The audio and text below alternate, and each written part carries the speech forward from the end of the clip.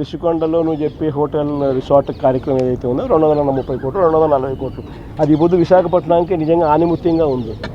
అదే చంద్రబాబు నాయుడు యోగా కోసం యోగా గుర్తుందా? యోగా అనేది గుర్తుందా?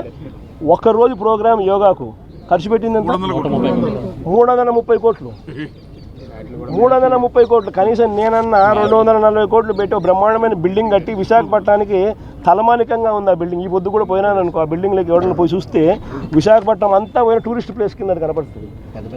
అటు పెద్ద పెద్ద వాళ్ళందరూ దాంట్లో వచ్చి నేను ఇప్పుడు గవర్నర్ గారు పోయినారు అనుకో, లేదా మోడీ గారు వచ్చినారు అనుకో, లేకపోతే ఎవడో పుతిన్ వచ్చినాడు అనుకో, లేదా రష్యన్ ప్రెసిడెంట్ పుతిన్ వచ్చినాడు అనుకో, ఎక్కడ పెడతారు? బ్రహ్మాండమైన రాజభవనం లాంటి బిల్డింగ్ అది 230 కోట్లతో కట్టినందుకు మాన్యుమెంట్ అక్కడ తయారైంది. Public assets. వేరే ఇక్కడ ఒకరోజు యోగా, ఒకరోజు 330 కోట్లు, 330 కోట్లు ఆవిరి.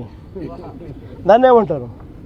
స్కామ్ కాకపోతే అది నా మాటలకే ఖర్చు పోయి ఆ మాటలకు ఎంత ఖర్చు పెట్టాను ఒకసారి మీకు అందరు కూడా ఏఐ ఉంది కదా, ఒకసారి అమెజాన్లో పోయి కొట్టండి ఒకసారి మ్యాట్ ఖర్చు ఎంత అవుతుంది, వీళ్ళు ఎంత ప్రొక్యూర్ చేసినారని చెప్పి చూస్తే 50% తక్కువ ఉంటే నన్ను అడగండి.